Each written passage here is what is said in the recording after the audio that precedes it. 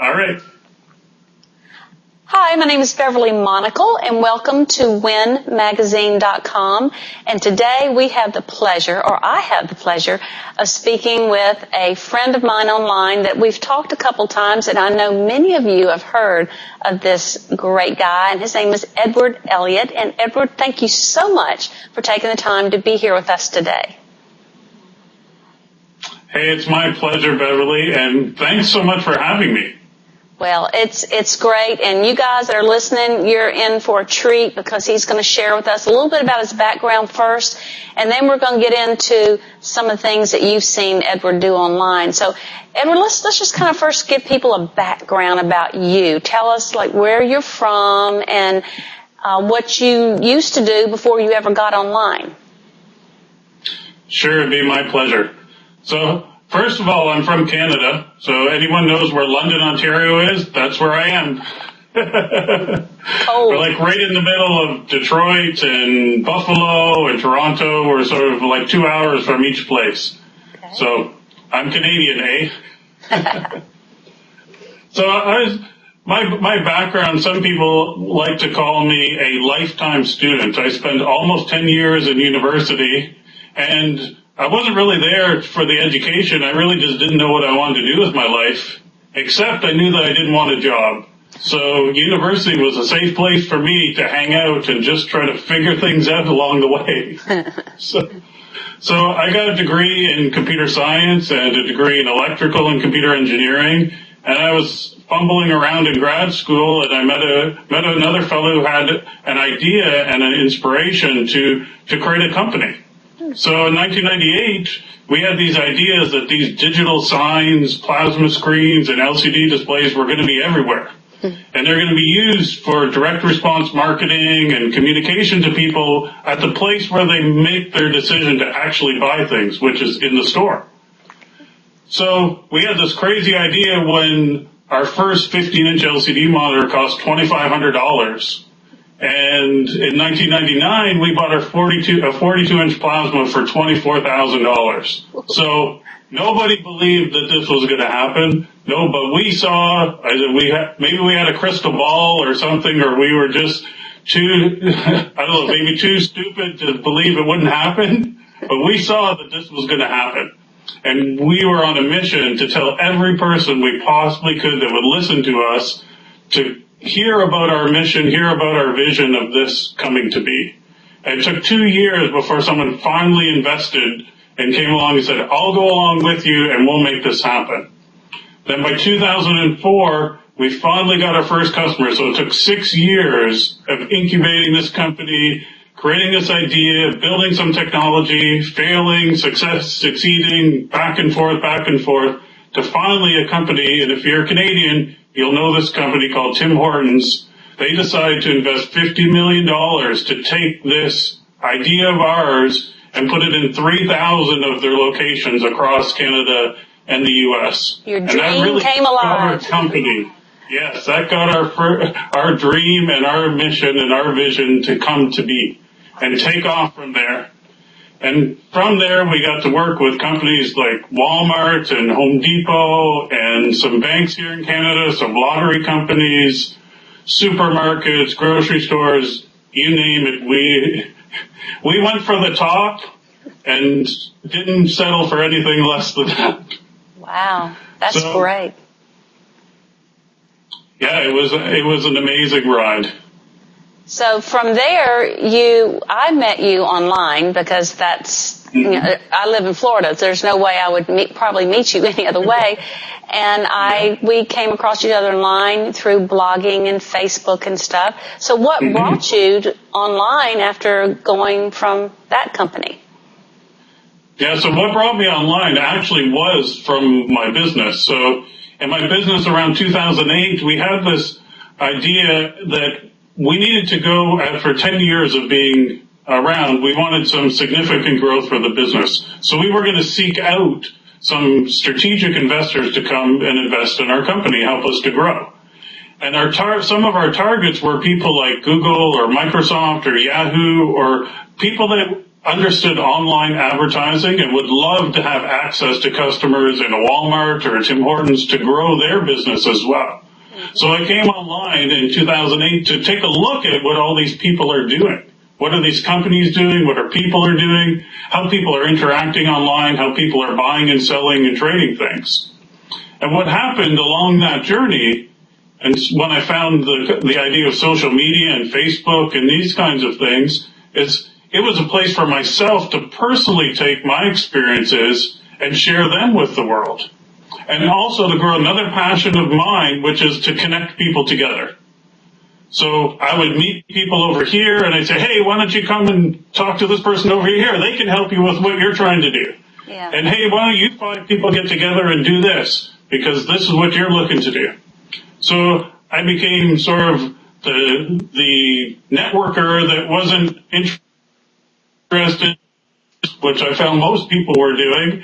And I was just there to meet people, to share my experiences, and to inspire them and encourage them to be able to lead a bigger life and be able to succeed in what they were trying to do.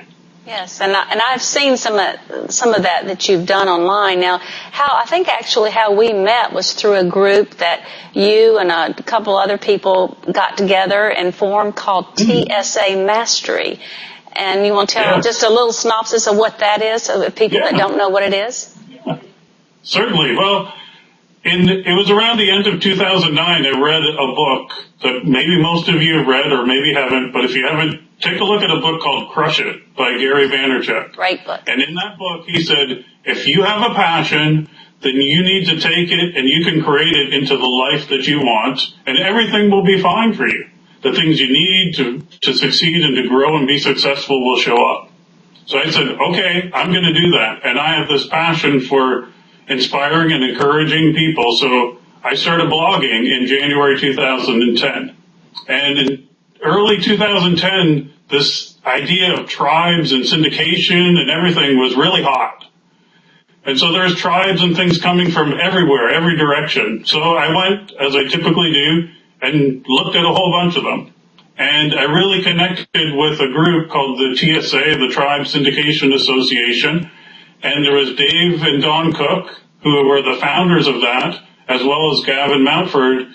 And we joined together, and back then another fellow named Matthew Neer, we joined together to create this group and this community of people that were helping each other to get to know each other and succeed in getting their content and their message and their brand out to other people in the world. It was really quite an amazing experience to be able to watch how people could grow and help each other just openly and freely like that, without any hidden agendas or other things that usually come with groups of people trying to get together. Yeah, and what I want to add is, I joined this group because I wanted to get my stuff out there too, and it made a huge difference in my blog, but I met so many amazing people, and it was all for free. That's what I thought was so neat, because many of these tribes, the founder was charging this monthly fee to be a part of, and it was crazy. So, I never joined those, but this was free, and it has been great. So, is that something that it's still open for new people to join if they wanted to, the TSA? I believe it's still open for people. I'm not as involved with it as I have been in the past, but I believe it's still open as a community there. And what you'll find when you go to the TSA community, you'll find a group of people that you may not expect would come together. Yeah. So most tribes are like for an MLM company people. So if you're in an MLM company, go and work with this tribe, and everybody's sort of the same. Yeah. But in the TSA, there were so many different kinds of people. From people that had a passion for helping women with birthing, for teaching children about music, and it was amazing the different types of people that came together in that community of the TSA. Yeah, it was a great group. Now, there's one thing I really want us to talk about, because this is kind of one of the big reasons we wanted to talk with you, is Edward has this new thing he does. It's called, now correct me if I'm wrong, Dream Friday, correct? Yeah. Share Your Dream Friday. Yes, and I want you to tell people how that came about and what it is and how you pick the people that, that get to be on that. Sure. This was an amazing experience that I'll just tell the story and you will see. All right. So we started on this blogging journey in 2010. Both my wife and I started doing it. And around April 2010, we got invited by a friend of ours to start and to work with her in a small group of people here in London called the Dream Project, where it was together, we all had dreams, and we worked together on a piece of it for a 4-month period from May until September to help achieve that. And since my wife Julie and I were bloggers, we said, hey, we're going to video blog our experience of this dream. So we have how we go through the process of making this happen. We had no other reason to do it except we just wanted to show this to people. So we started in May. We turned on our flip cam, sat down on the couch, and talked about what our dreams were, talked about our successes, talked about the challenges, talked about the twists and turns and upsides, downs, and everything that came along the way. And we put it out there and let people see this. Then after about 6 weeks, it was around the end of June, a good friend of ours, his name's Patrick McIntosh, who we'd met online through tribes and networking and things like that. I know Patrick. He sent us this, Patrick, he's an amazing guy. Yeah.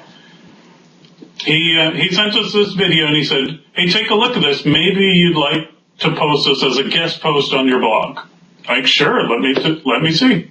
So we took a look at this video, and in this video is about 5 minutes. And he was going through his vision board and his dream board, and had a family dream board as well of what they would like to see their family to be.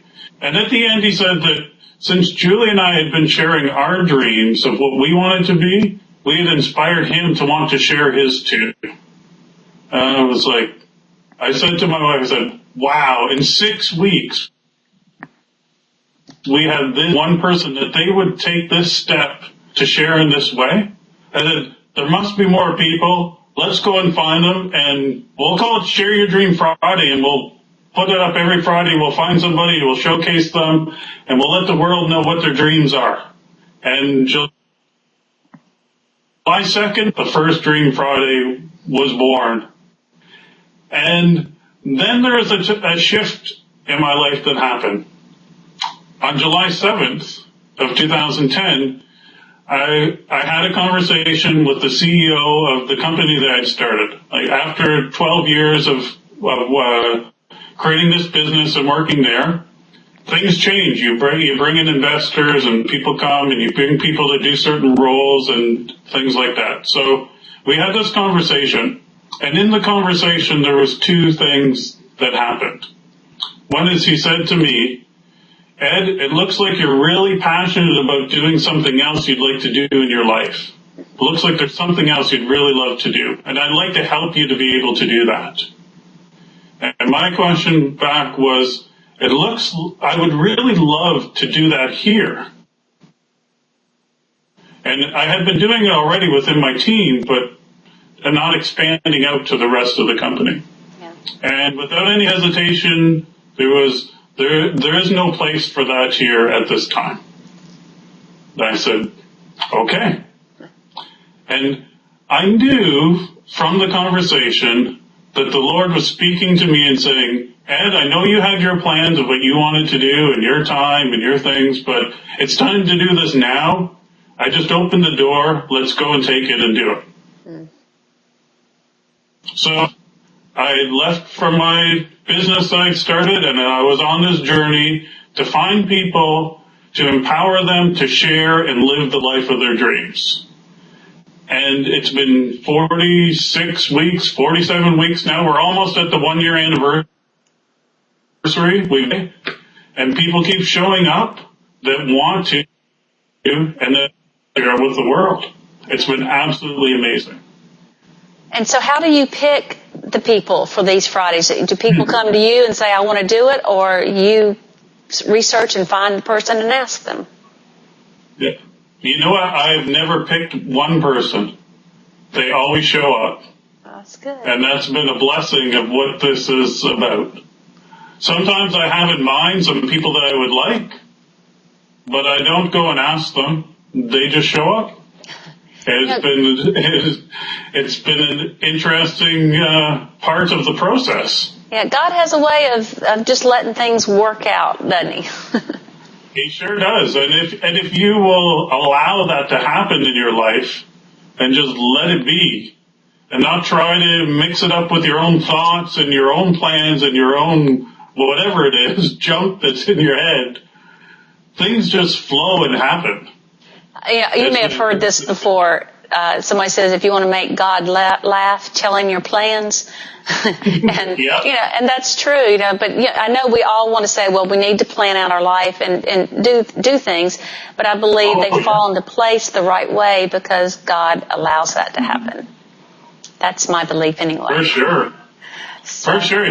He wants us to have plans, but we need to be open to what His voice is and how He's directing us. So true. He always says, you make your plans and I'll direct your steps. So don't go without plans. Don't say, okay, God, I'm sitting back, got my hands up, my feet up. That's right.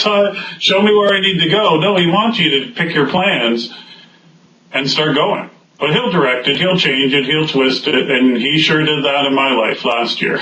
Well, this has been a very interesting story. It's something new for me, and I've always wondered where you came from, how you got to where you are, and and this Share the Dream Friday, I've enjoyed the ones that I have watched. I haven't seen them all, but I've really enjoyed it. So if there's somebody watching and they go, oh my gosh, I would love to be part of your Share the Dream Friday, how would they get in touch with you? Well, there's many ways you can get in touch with me. On my blog, you can get in touch with me there. You can sign up. There's a Dream Friday mailing list you can sign up for. You can call me on the phone. You can call me on Skype. There's many ways. If you're interested in it, get in touch with me, and we will set it up. I'll get in touch with you. We'll talk about it. We'll hear about what it is your dreams are, and see if this is the best place and best way for you to share it that will help you get to the next step. And then we put it into His hands and let it happen. That's right. And one of the questions that people ask me is, what should I say? Like, what should I say on these videos? What should I write? What should I say? And I only have one answer for them. I'd say, you need to find a way to share with the rest of the world through your video who you really are. Like, try to be as real and authentic as you truly are and what you want to do, because there's people out there waiting for the real you to show up. And until you do that, they can't find you. Yep. And they may be right there already. And you just don't know it. So just go into your heart, pray, do whatever you have to do to let the real you come out on the camera. And put it out there. And we will see how it works and how things happen. I agree with you 100% because, I'm all about video and I do lots of video and I think that's how people have gotten to know me. But, I do agree. You just have to be yourself. And especially not physically meeting you, but seeing you on video like this and talking, you can get a feel about people, whether they're a good person. Because, you can't completely hide unless you're a really good actor, what kind of person you are. So, what you're saying I think is great. And guys, what we'll do, we'll make sure Edward's contact information is below the video here so that you can connect with him, and he's a great person to get to know. And we do appreciate you taking the time, Edward, to talk with me today and sharing all this, and I'm sure many people are going to get a lot from it. And we'll look forward to seeing your next Share Your Dream Friday. Is that coming up soon?